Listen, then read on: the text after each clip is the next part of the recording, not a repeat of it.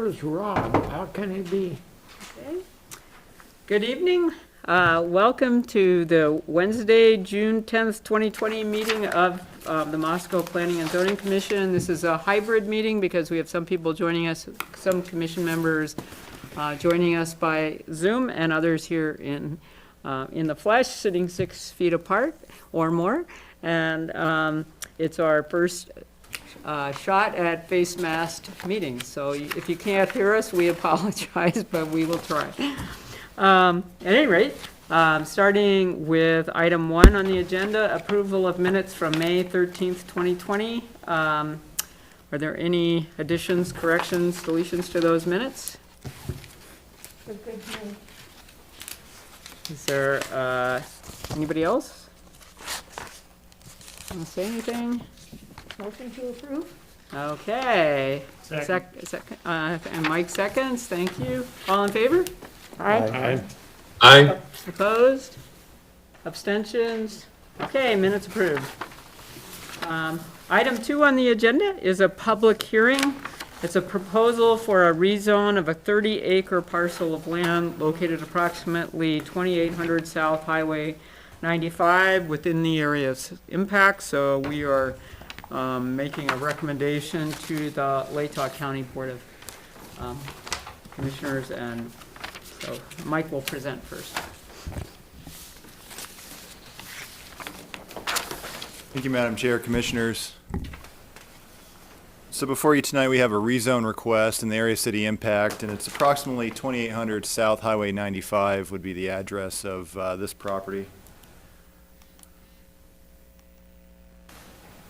So the applicant's proposing to rezone 30-acre area located at 2800 South 95 from the Ag Forest Zone, which it currently designated as, to the Farm Ranch Zone.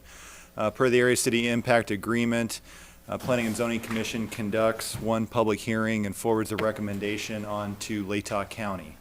And then Latah County ends up making the final decision on the request. So this is the property. Forgive me, this aerial is a few years old. Our 2018 aerials didn't extend all the way down to this area, but you can see the area city impact boundary here. That's the darker black line. And this would be this current city limits boundary with the gold line here to the north. Highway 95 running north-south to the west of the property. And then this is the 30-acre area outlined in red. You've got Early Bird building supply here, Wasson-Carey as well, and then primarily surrounded by agricultural lands. You do have a single-family home here to the west across 95, as well as about 5 to 6 single-family dwellings to the south of a private access drive that comes off of the highway as well. So just a closer view, you can see Early Bird here to the north, the single-family here to the west, and then the access drive that accesses these parcels to the south. Taking a look at the comp plan designation, it's currently designated as rural and agricultural. So this would be the 2019 comprehensive plan that Latah County and City of Moscow have adopted within the area city impact. Primarily surrounded by agricultural lands as well. Obviously to the south is in Latah County. And then all this area here in the green is the rural and agricultural designation. As you head to the north there, auto-urban commercial is the designation of portions of Wasson-Carey's property. And then there's an industrial designation here to the northeast. So taking a look at what the rural and agricultural designation says in the comp plans, intended to allow continued use of agricultural purposes with allowances for limited residential development at very low densities. Usually found on the periphery of the city and throughout the area city impact. And then residential development options allow septic well, septic public water where applicable and warranted at very low densities, which are consistent with the intended agricultural character of the area. And then it points you to a couple zoning districts that would be appropriate, Ag Forest and the Farm Ranch designation, which it happens to be coincide with our proposal tonight. So taking a look at the current zoning designation of this property in the area, you can see this is in Latah County to the south, and then this bluish hint is in the Ag Forest zone. And then to the north, Early Bird is in the motor business zone. The proposal would be to rezone the 30 acres from ag forest to the farm ranch designation. So looking at what the zoning code says about the farm ranch zone, it's intended to permit current agricultural, outdoor recreation, and other open land uses to be maintained, and at the same time to set minimum standards for development of similar new uses in order that this open zoning district be protected against spasmodic, disorderly, and indiscriminate development until such time as another appropriate use of the land in this zoning district has been determined. And the uses permitted really range: single-family dwellings, urban agriculture, so market and community gardens, some child care facilities, public parks and rec facilities, and bed and breakfast inns, as well as numerous conditional uses within that zone as well. So staff recommends that the Planning and Zoning Commission conduct a public hearing, put forth a recommendation of approval, the proposed rezone from ag forest to farm ranch with no conditions. And then, of course, direct staff to prepare a reasoned statement of relevant criteria to be reviewed at an upcoming meeting. And certainly be able to answer any questions you have. Are there any questions for Mike on this? Go back to the early map of the show's area of impact. Yeah. I needed to be up. Why does the area of impact, it's closer to the city limits over here, and on the highway it comes out further? How's that exactly happened? Well, we try to follow parcel boundaries as much as possible, so that I would imagine that's the reason why there's that, why it jogs like that. This is all one parcel. Oh, here, I see. And then it would, yeah, it splits up here. Oh, So okay. And then I take it that that's highway, that's purchase highway behind the property. The long skinny thing is what the highway has gotten ready for the. yeah, they're starting Darn to. Yeah, they've been acquiring right away through that area, so you can see the parcel map's been updated with the revised layout of 95 right away that'll extend through here. So it'll run just to the east of Wassencarry, Okay, as well as Early Bird. So got it. Thanks. Any other questions for Mike? Okay, I will open the public hearing. Is there anyone here who would like to speak on behalf of the applicant or the applicant? Please come up to the podium, state your name and address, and yes. Thank you. I am Sean Wilson. My address is 2780 North Mountain View Road, Moscow. I am here on behalf of the applicant, Stephen Clyde. Good evening, members of the commission and community members, Madam Chair. This property located south of Early Bird Supply, one of the things I wanted to point out right out of the chute here is that there's a portion of the property that Mr. Clyde owns that is not rezoned that you can see on the map. And let's see if I can use your pointer here. This portion right here. The reason we're not asking for that rezone, as my understanding is the comprehensive plan will probably have a change in the next year. And so what we wanted to do is start out and go on record and ask that the city make the comprehensive plan change when you're in your next plan change cycle, so that it makes sense to have that portion of the property zoned to a use that would be commercial, industrial, or motor business in character with the existing uses around that portion of the property that Mr. Clyde will still own. The idea behind here is that we don't need to necessarily do that right now, but it sounds like it's a natural progression when you would change the comp plan in that as you do that over time. So, and I realized a change to the comprehensive plan is no small thing, and that was another reason we wanted to just say, hey, when you get there, we would ask that you make that change at that point. That seems like it's an appropriate use at that point in time. That would transition nicely to what we're asking to have rezoned this evening to farm ranch. That's in harmony with the existing uses around it. The farm ranch designation allows Mr. Clyde to continue to farm or allow for acreages associated with residential use near Moscow. These likely uses we would expect are small agricultural associated with residential home sites. We did consult with Shane Nemel at Idaho Transportation Department. A traffic study would not be necessary for such a use if we decided to go that way, which is our intent at this time. In regard to the comprehensive plan, I'd just like to run through some of the highlights of the plan and then to some of the highlights of our application. Particularly on page two of the staff report. As Mike pointed out in his presentation, the comp plan says allows for in this zone to allow the continued use for agricultural purposes with allowances for limited residential development at very low densities. Lands within this designation should be preserved for agricultural use, and development should be directed to areas in closer proximity to the city where municipal utilities are available and land can be efficiently developed and serviced. And that is exactly what our application is attempting to do here. This describes Mr. Clyde's land perfectly. To that point, one of the questions we had, if we did have residential uses there, would be surrounding wells. I figured that would be a question folks would have. I did do a search with Idaho Department of Water Resources. The wells in that area proved to be very good. If you go a little farther to the south here, up towards Skyview, they get a little more. The water gets a little more spiny as you get into granite, but down here it looks like we're more into basalt. So, for example, Early Bird, I believe here what shows up on this report is Judd and Best, has a 25 gallon a minute well. Richard Flieger, which is the property which the Clydes used to own, or some of which they still own farther to the north, has a well of 200 gallons per minute, according to Idaho Department of Water Resources. So that just gives you a flavor of what's in the area. You've got pretty good access to water for those home sites, and with that amount of it, I doubt that there would be any impact on the surrounding neighbors.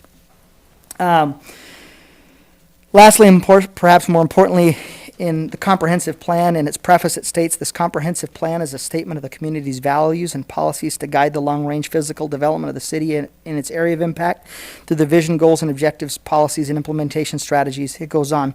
We agree with this statement, and we agree with why we're here tonight. However, I ask you that you strongly consider the private property rights element of Mr. Clyde's ownership of this property. In the event you find yourself on the fence with elements of this request for rezoning, I ask that you err on the right side of the property owner to put his land to the highest and best use possible. That also helps us all through expanded opportunities that putting land to use does by default. This rezone request does not place a greater burden on the city or other governmental entity, provides more opportunity for the expansion of present use of the land, and brings opportunities for the owner, future owners, and an expanded tax base and a more vibrant and healthy Moscow. We sincerely appreciate your service to the community as volunteers and for your time here this evening. Thank you. Are there any questions? Are there any questions for Mr. Wilson? And I don't know if Mr. Clyde is watching. He is also on Zoom. He had concerns okay. about, the think- landowner is, I believe he planned to anyway, so. Mr. Clyde, wherever you are on Zoom, would you like to speak? We don't see you. He may not want to speak, but the plan was to have him be there, so. Oh, I got you, okay, yeah, We'll be able to see him once I exit the presentation. okay, thank you.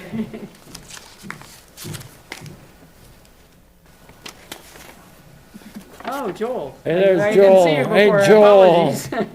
Apologies. Sorry for signing a little bit late. I had a confusion of all the numbers to sign in.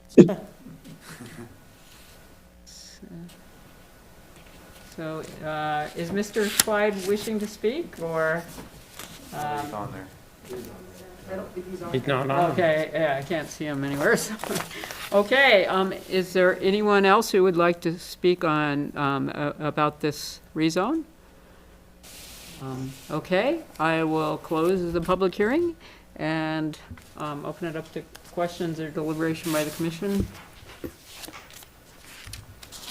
Anybody have any comments, questions? It seems pretty straightforward and well thought out, so I don't see any issues. Straightforward was the word that I was about to come out with also. So. Okay, do I hear a motion to approve the recommendation for rezone and We don't approve it, we just recommend it goes to the county, don't we? don't approve or recommend, okay. To recommend. Sorry, I didn't, so somebody can word it properly then in their motion. Okay, I move that we recommend to the county to approve this rezone with no condition and to have staff prepare the reason statements. I would second that from Zoom. Thank you, Joel. All in favor? Aye. Aye. Opposed? Abstentions? Okay, so And Joel voted aye from Zoom. we could hear you loud and clear, thank you.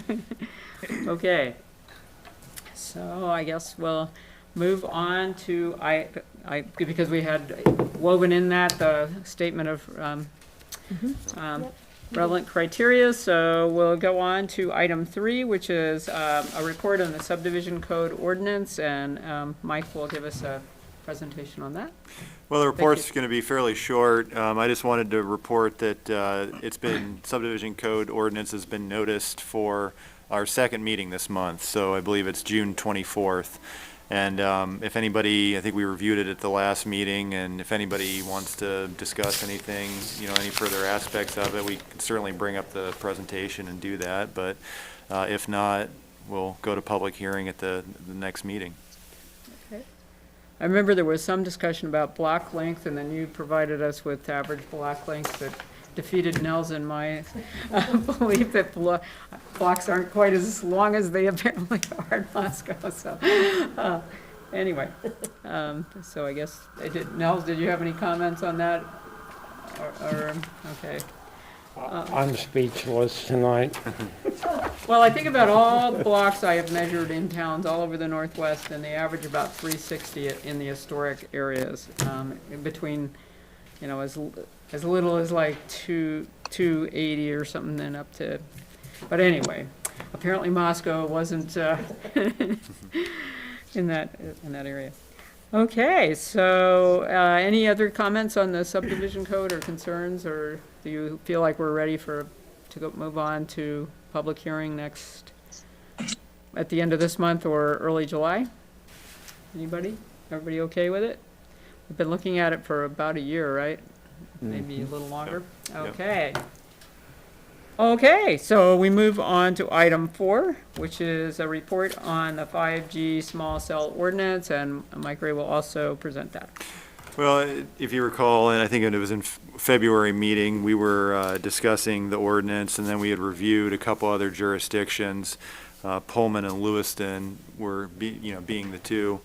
And then the next order of, I guess, the next progression in the process was to discuss jointly with the Sustainable Environment Commission, and then we had all those months of meeting canceled because of COVID, and we're trying to pick that back up again, and we're on the agenda for, I think Wendy and I are going to attend the next Sustainable Environment Commission meeting, which is next Tuesday at 6 p.m. And I believe that they're planning on conducting that via Zoom. Good, yeah. And so we'll have the draft ordinance, and then I think we'll also have, our city attorney's been preparing her legal opinion as to what we cannot regulate. And I think, hoping to have that, she said she'll probably have it ready tomorrow, and so hopefully we can get that in the packet.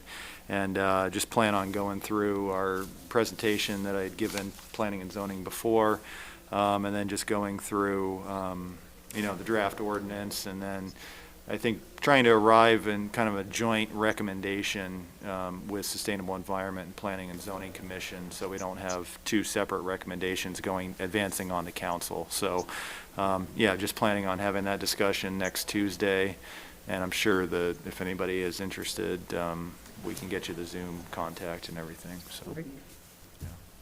Okay. So I have a question for you. Not on our agenda is the opportunity for members of the public to come up and speak about issues not on, it doesn't appear on the agenda. Is that something that we should work in here? We can certainly vote to have it placed on the agenda. Yeah, forgive me, it was when we were doing the Zoom meetings, we didn't have a chance for public Right. comment, and now we're Right, back, and I right. copied one of the meeting. Well, we have a participant potentially said, did you wish to speak tonight? No? Okay. Well, then, we'll just leave it. But I just, It would also be possible to have public comment come via Zoom. is there anyone out there in Zoom land who would like to speak? Participate in, if so, we would go ahead and put it on the agenda or vote to put, okay. All right, so, item 5, we come to announcements. Are there any announcements from staff? None from staff, no. So this was the quickest, maybe we should do this more often, 25 minutes. All right. Meeting adjourned. Before you go, perhaps I should announce that the Transportation Commission has not met for a while. I have a question along those lines. I think we're going to try to have a Historic Preservation Commission meeting at the end of this month. Are most commissions just not meeting yet? Is that, they didn't meet during May, what about June? Are they They did not- I think starting? they were saying, and I can't remember this for sure, but it seems like August, they were trying to get everyone back on track. But that you, I think you could meet by Zoom if you wanted to, but there's nothing pressing and they're not advocating for that. So unless there's a public meeting aspect or public notice, then I think they're just saying don't meet till August. But again, I don't think that that's set in stone, so. Well, if it's you hard want to move anything forward at all. Yeah. So either we just take a pause for the year, which, I mean, we're with historic, well, I shouldn't drag historic preservation into this, except that we have certain things that we follow a calendar, and if we don't Yeah. have our act together by about June or July, we might as well wait till next year. And we could do that, I don't know, we can, but at any rate. There are a number of things out there that are doing that, just not, events, just not happening. Yes, yeah, well, definitely big public events, and the market tables, I'm sure, aren't happening, and other things. Okay, well. Wendy, this is Rob. Before you go, the meeting that you and Mike are gonna Zoom, are you gonna participate with Zoom on the sustainable environment? I am, I'm gonna meeting? have to do it by Zoom, because I'm gonna not be in town on that day, so. Mike, if you could send me a link to that, or have Zach send me a link, I'd like to be, I don't have to participate, but I sure would like to at least listen to the meeting. Sure. And that Sure. meeting will physically take place here? I think it's just going to be via Zoom. Well, totally. Yeah, by- Okay, is so what I have a heard. question. I have a question. Yeah. Because the mayor's conference room presents issues, because it's too tight. So I'm So one of this- those people out there who does not have a computer and does not have access to Zoom. And I don't care to make a long-distance call for 2 hours or 3 hours, which is what they usually meet, and pay for it. So how would somebody out there that isn't able to Zoom be able to participate in the meeting? I'll have to talk to the staff liaison for sustainable environment to see how they're planning on handling that. And maybe there's an opportunity to come down to council chambers to do that. So, yeah, I can talk to the staff liaison to see what they're planning on doing. Mike and Wendy, can I make a comment on that? Yes, absolutely, please do. This is Mari from the county. Hi, We Mari. had a similar situation with a couple Zoom meetings, and we actually, it was a little bit tricky, but it ended up working out well. We had the individuals call into our office, and I put them on speaker on our office phone, so it was not a long distance phone call, and then they just participated via teleconference. Would that work for you, Victoria, maybe? Yeah. If Mike looks into it and maybe, I mean, with the Yeah, staff we liaison, can, yeah, we can talk about it. Yeah. Yeah. Okay, well, thank you, everybody. That was the shortest P and Z meeting in the years that I've been on. I think Mike had a comment. Mike, Oh, Mike, I'm And sorry. I'm just gonna add in too, I've also been able to attend a couple or 3 Zoom meetings via smartphone. Oh, yeah. Yeah, and it's all, you get visual also? Absolutely. You do, Full okay. meal deal. I've 2 of them I've done in my Yeah. pickup, so. Yeah. cool. Yeah, I've seen I've been in a couple international meetings where people are driving their car and their their phone is up in the deck. I wouldn't recommend And they're not driving in the US, but I haven't tried that myself. Yeah, I mean, it even works with my very well. phone, yeah. So, okay, meeting adjourned, thank you. Good night, everybody. Do that, because I've been able to